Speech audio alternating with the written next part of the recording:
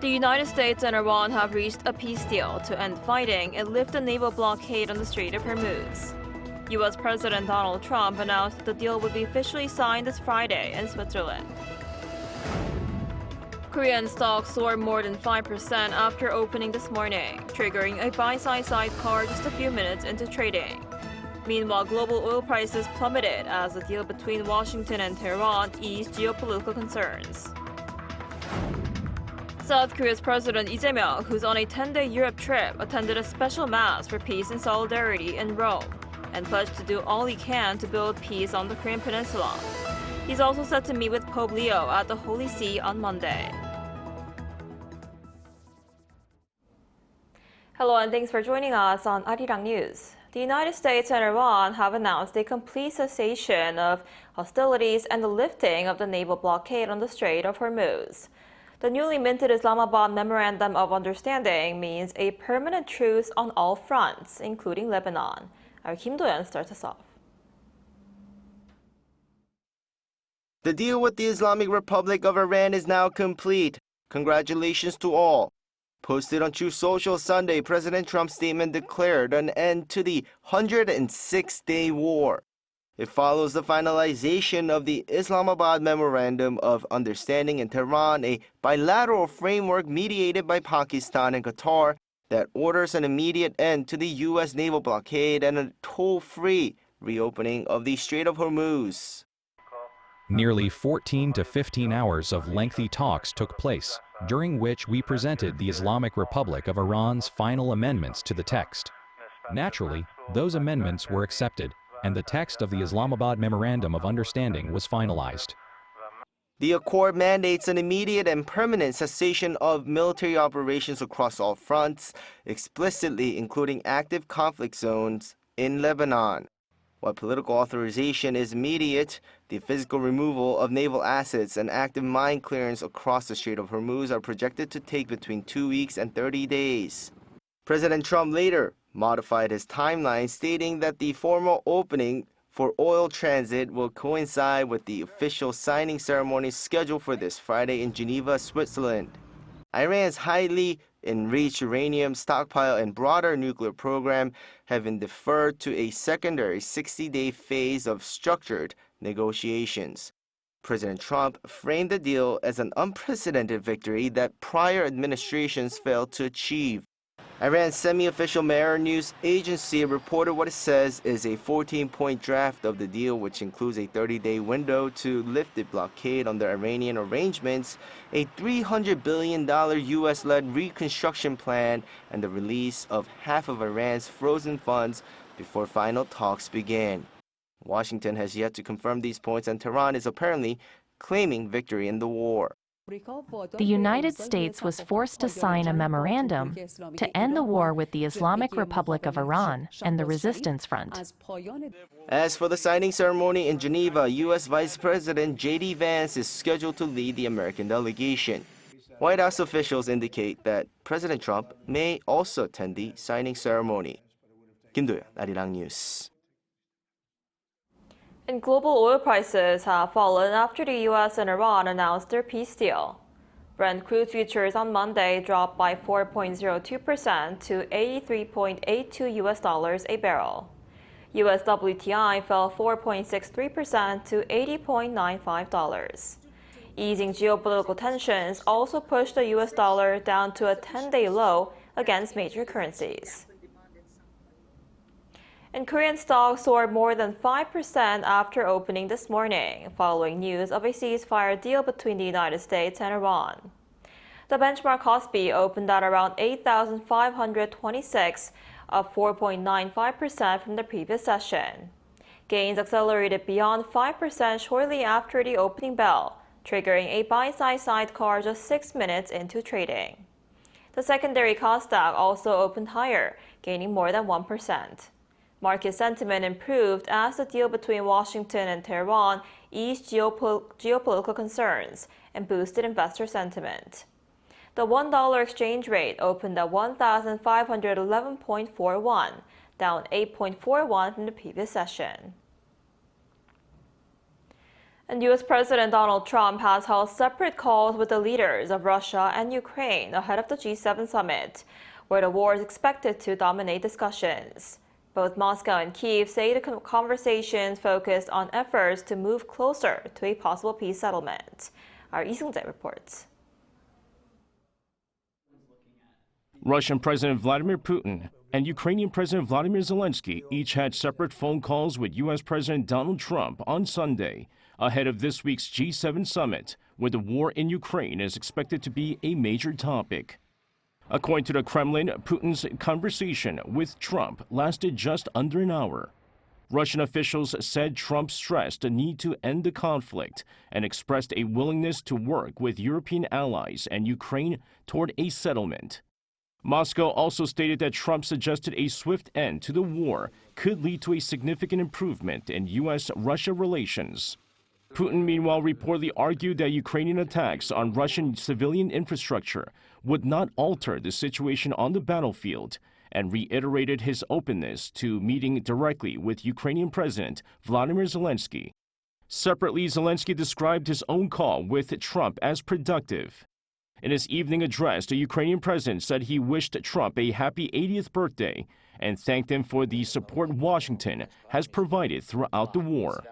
Zelenskyy said the two discussed steps that could help bring peace closer and that he updated Trump on the situation along the Eastern Front, where Ukraine's position has recently strengthened. We have one wish for President Trump, all Ukrainians do, that peace can finally be achieved so that we can achieve this success together with America, together with all our partners.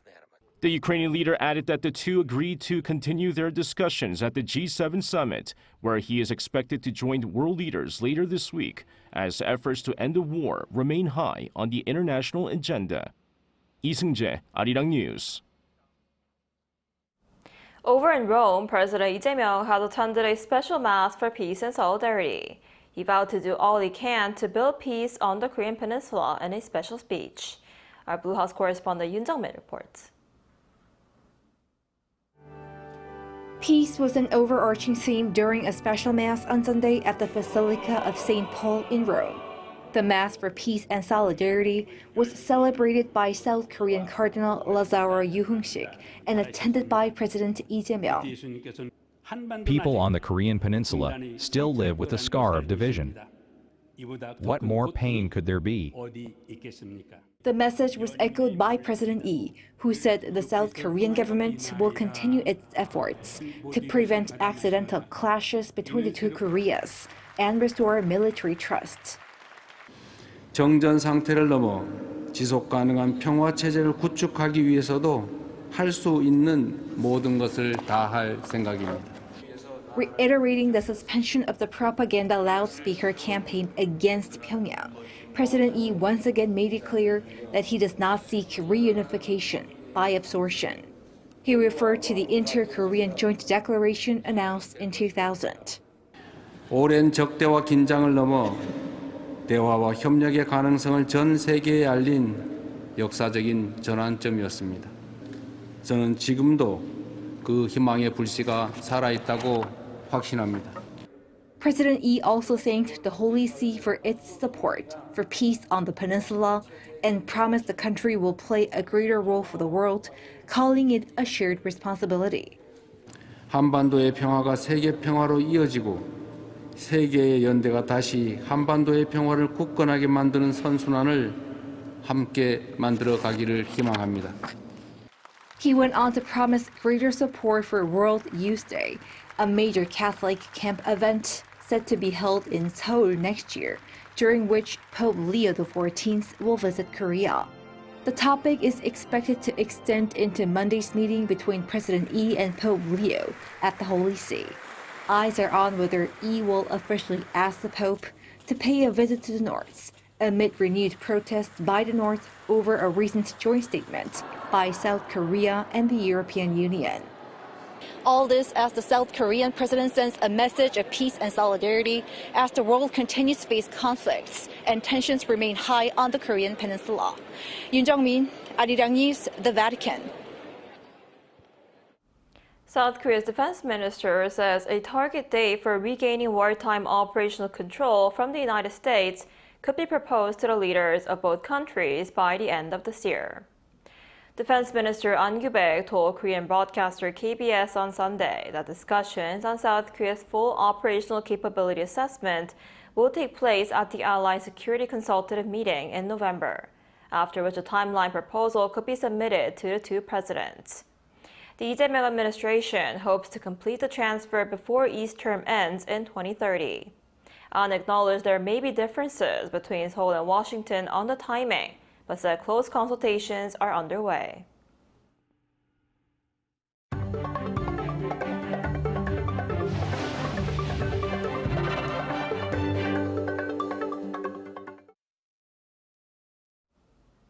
Korean zombie thriller Colony has surpassed 5 million missions, extending its run at the top of the local box office for a fourth consecutive weekend. According to the Korean Film Council on Monday, the film drew more than 301,000 missions from Friday to Sunday, bringing its cumulative audience to just over 5.2 million as of Sunday. Colony is the second film released this year to reach the 5 million mark, following the historical drama The King's Warden. Directed by Yeon Sang-ho, who also directed zombie thriller Train to Busan, the film features Chun Ji-hyun as a biotechnology professor leading a group of survivors through a virus outbreak. Interest in learning Korean is increasingly growing across Vietnam. For many young people, Korean proficiency has become a valuable credential for university admissions and job opportunities. Our Kim Sa-young reports. Nervous test takers check which room they were assigned to before heading inside. This is the first test of proficiency in Korean, or TOPIK, held in Vietnam this year. Last year, more than 85,000 people in Vietnam took the test. That was the largest number of test takers anywhere in the world. Korean culture may have sparked the interest, but job opportunities are now giving more Vietnamese a practical reason to study the language. This test gives employers an objective measure of my Korean ability, and it will help me find a better job. The boom is also being fueled by growing economic ties between South Korea and Vietnam. As more Korean companies expand into Vietnam, demand for workers who can speak Korean has grown rapidly. Vietnam's education authorities are also moving in step. After choosing Korean as one of the most important foreign languages in 2021, the country now has about 35,000 students learning Korean at roughly 80 universities and 160 high schools. The momentum is expected to pick up even more. Starting this year, TOPIK scores can be officially recognized as scores in Vietnam's high school graduation exam. Students who earn level 3 on the test or higher can be exempt from the foreign language test of the graduation exam. But as the number of test takers grows, cheating is becoming a rising concern. Last year, 554 cheating cases were reported nationwide, the highest on record. As the number of test takers continues to grow, stronger safeguards will be needed to ensure the exam remains fair and credible. Kim Sa-young, Arirang News. AI technology is reshaping healthcare, changing the way hospitals monitor and care for patients. One hospital in Korea is using wearable devices and radar systems to keep track of patients' conditions, including vital signs and sleep patterns. Our Chae-young reports. A sensor positioned at the entrance of a hospital room uses facial recognition to grant access. Inside, patients can control their environment, including lighting, temperature, and curtains, using only their voice. The core feature of this smart hospital room is the ability to continuously monitor a patient's condition without requiring a physical visit from the medical team. Radar sensors installed in the patient's room and restroom detect movement to identify potential emergencies such as falls.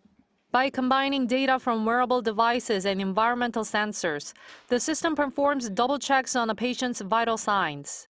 Furthermore, an AI chatbot provides essential medical information tailored to the patient's specific condition. When necessary, patients can communicate frequently with medical staff via tablet PCs or monitor screens. We utilize various wearable devices and radar systems to continuously monitor vital signs, sleep patterns, and the overall safety of our patients. Hospital rooms are now evolving into intelligent treatment spaces driven by data and artificial intelligence. Cha Yoon-kyung, Arirang News.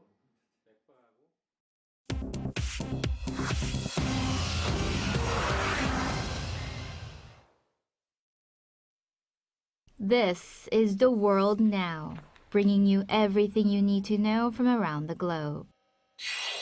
The U.S. government has ordered AI company Anthropic to shut off all foreign access to its most powerful models, including Mythos, after researchers discovered a way to bypass the system's safety guardrails. In an unprecedented move, the Commerce Department directed Anthropic to suspend access to its Fable 5 and Mythos 5 models for any foreign national anywhere in the world. Anthropic cut off all customers globally to ensure compliance, but said it disagreed that a narrow jailbreak should trigger the recall. Amazon researchers had conducted the jailbreak research that revealed the vulnerability and were in contact with the U.S. government before the order was issued. President Trump's AI advisor David Sachs said the administration wants Anthropic to fix the vulnerability as soon as possible so access can be restored.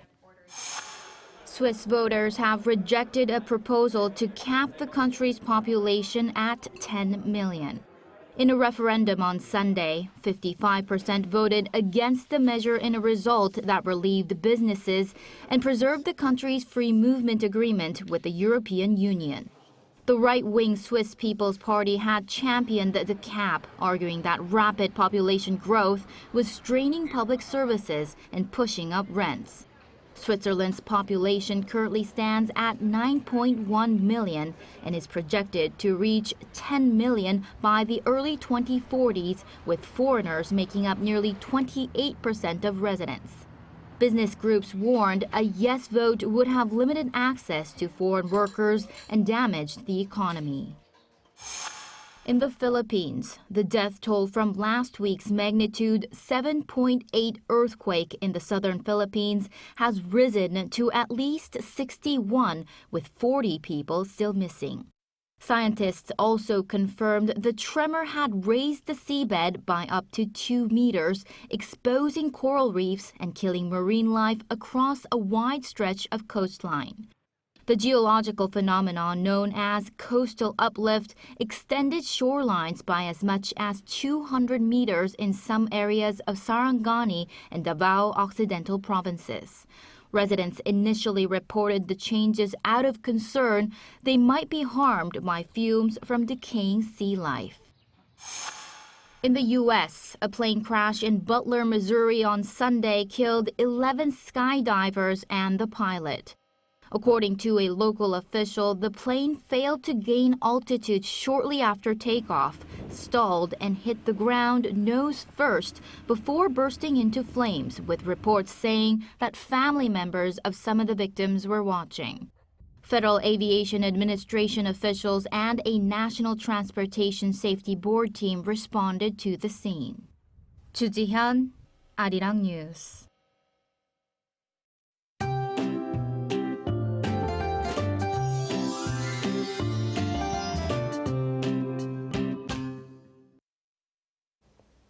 We are now stepping firmly into an early summer pattern with strong heat continuing to build across the country.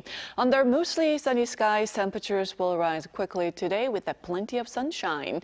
And that said, UV levels will be very high in most parts of the country, so sun safety is a must during the day. However, not everyone will stay completely dry today. Between this afternoon and early evening, passing rain is in the forecast for Jeollado and parts of Gangwon-do province, with 5 to 10 millimeters expected. And this afternoon, except for the East Coast regions, the rest of the country will see highs in the 30s. Seoul will be getting up to 32 degrees Celsius, Daejeon, Gwangju at 31 degrees, Chuncheon, Daegu will make it to 30 degrees. Then the hot weather should continue throughout the week, with daytime highs hovering above 30 degrees Celsius in many areas under bright sunny skies.